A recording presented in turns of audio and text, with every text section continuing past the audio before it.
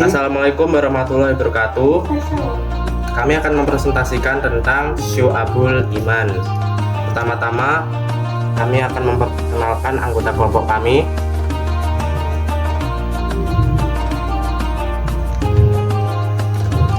Baik, nama anggota kelompok kami terdiri dari Anggi Valentina absen 3, Dika Satria Pratama absen 10, Marika Ramadhani absen 12, Ismatul Nur Anjani absen 16, Melinda Lilia Hapsari absen 20, Anda Dwi Setiawan absen 24, Raka Budi Setiawan absen 27, Tasya Putri Alfiwan absen 32, dan yang terakhir adalah Tasya Sofinia Zafira absen 33.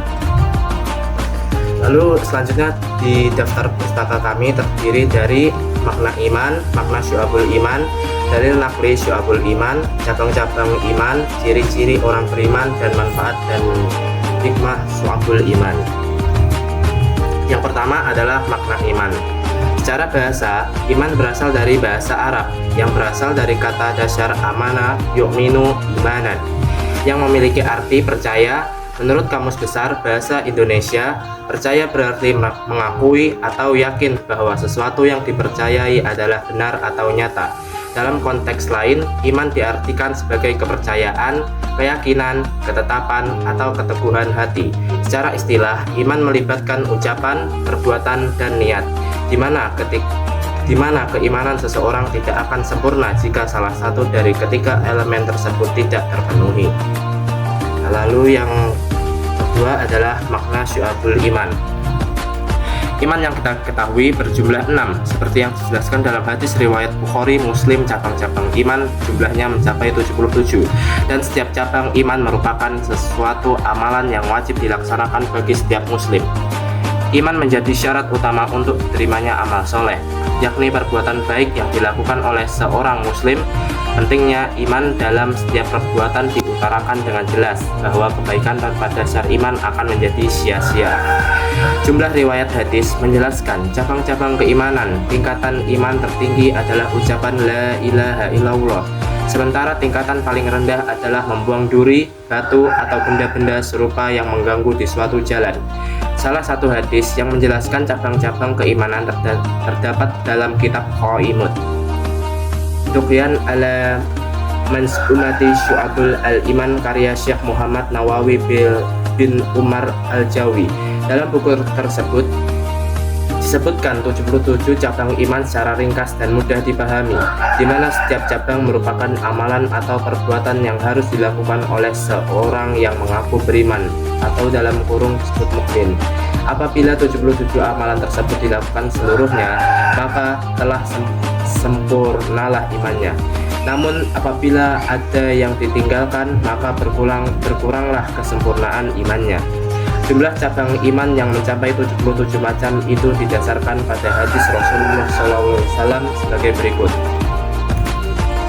An Abi Hurairah radhiyallahu anhu qala Rasulullah sallallahu alaihi wasallam al-imanu bid'un wa sab'una aw sittuna syu'batan fa'adluha qawlu la ilaha illallah wa naha imadatul ada anit tariqi wal khaya syu'batun minal iman. Artinya, dan Abu Hurairah radhiyallahu anhu berkata, Rasulullah SAW bersabda, iman itu ada 70 atau 60 cabang lebih.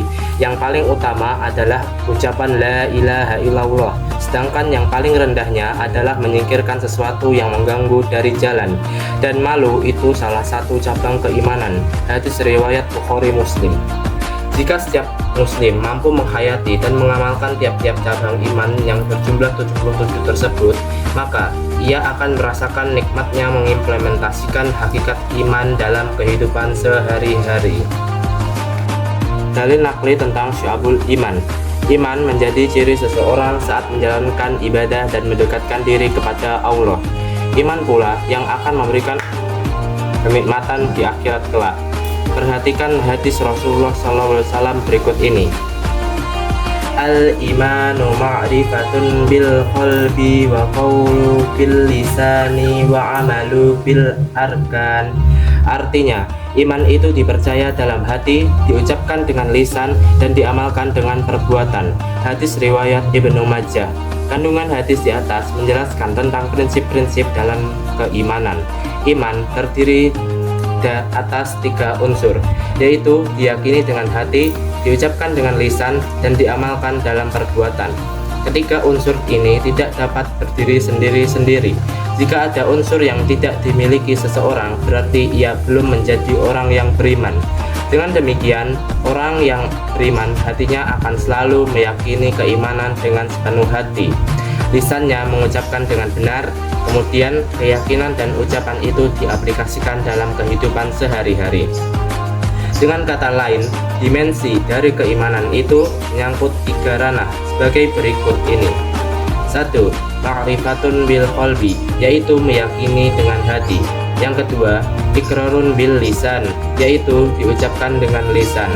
Yang ketiga, amalun bil arkam, yaitu mengamalkannya dengan perbuatan anggota badan. Cabang iman. 1. Ma'rifatun bil qalbi. Ma'rifatun bil qalbi, meyakini dengan hati.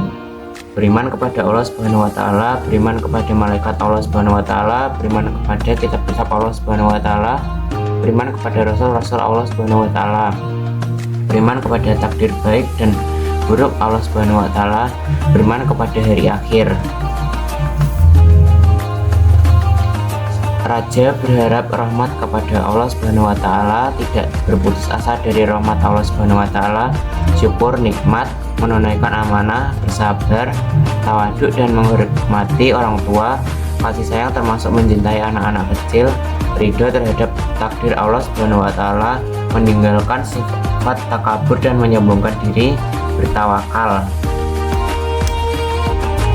Beriman kepada hari kebangkitan setelah kematian, beriman bahwa manusia akan dikumpulkan di yaumul mahsyar setelah hari kebangkitan, beriman bahwa orang mukmin akan tinggal di surga dan orang kafir tinggal di neraka, mencintai serta membenci karena Allah Subhanahu wa taala, bertobat, menyesal dan janji tidak akan mengulangi suatu perbuatan dosa, khauf atau rasa takut kepada Allah Subhanahu wa taala, tidak menipu, tidak suzon, tidak merencanakan keburukan pada siapapun, meninggalkan kecintaan kepada dunia termasuk cinta harta jabatan, tidak dengki dan iri hati, rasa malu, tidak mudah marah.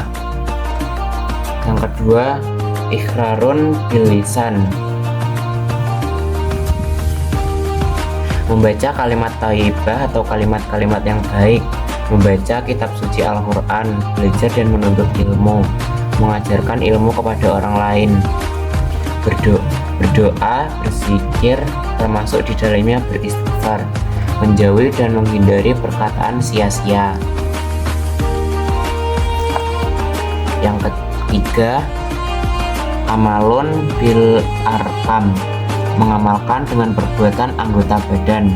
Pengelompokan cabang-cabang dari beberapa cabang sebagai berikut: bersuci termasuk badan, pakaian dan tempat tinggal, menegakkan sholat baik sholat fardu maupun sunnah, bersedekah kepada fakir miskin dan anak yatim, membayar zakat fitrah dan mal, memuliakan tamu serta membebaskan budak, menjalankan puasa wajib dan sunnah, melaksanakan haji bagi yang mampu, menjaga agama, bersedia meninggalkan rumah untuk berhijrah beberapa waktu, menyempurnakan dan menunaikan nazar, menyempurnakan dan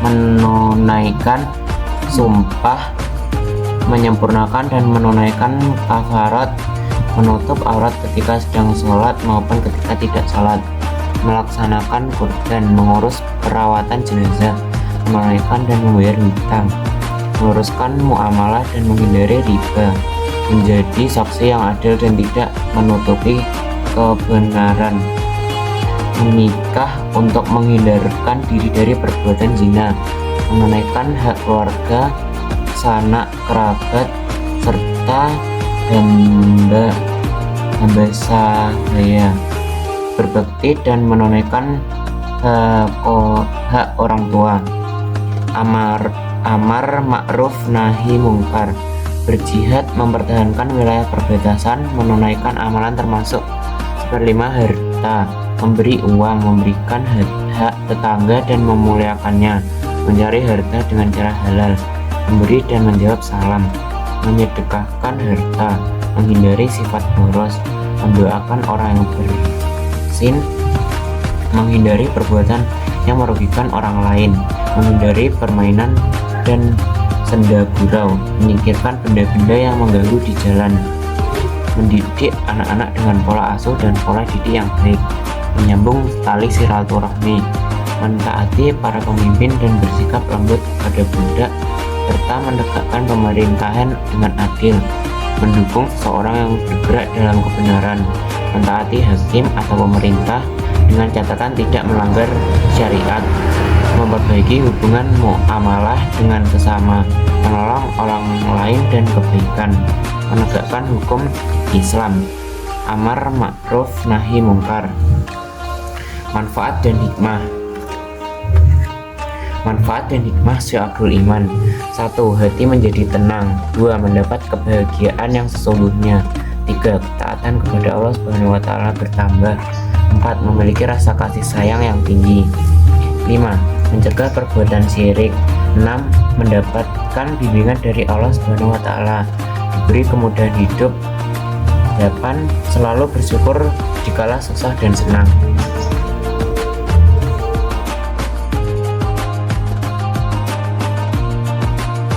Hikmah syu'abul iman. Hikmah syu'abul iman yang pertama, berakhlak baik.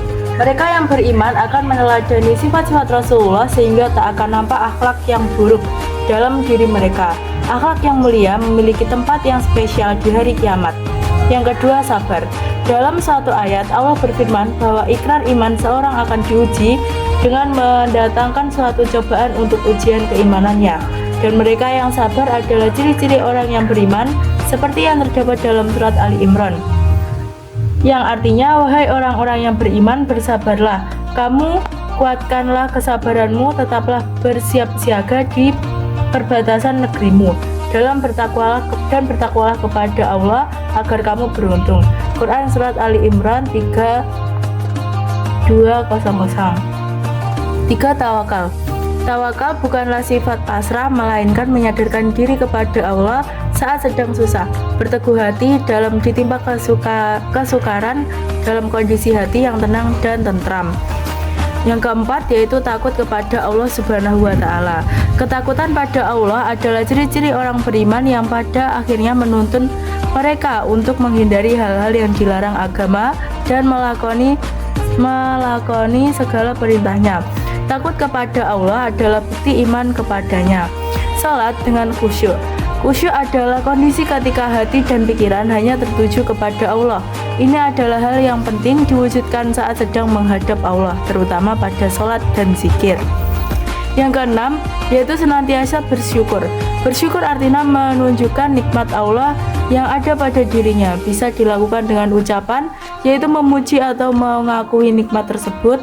Bisa dengan mengakui nikmat tersebut, bisa dengan mengakuinya dalam hati, yaitu mencintai Allah atau dengan mematuhi perintah dan menjauhi larangannya. Sekian presentasi dari kelompok kami. Ada kurang dan lebihnya kami mohon maaf. Wassalamualaikum warahmatullahi wabarakatuh.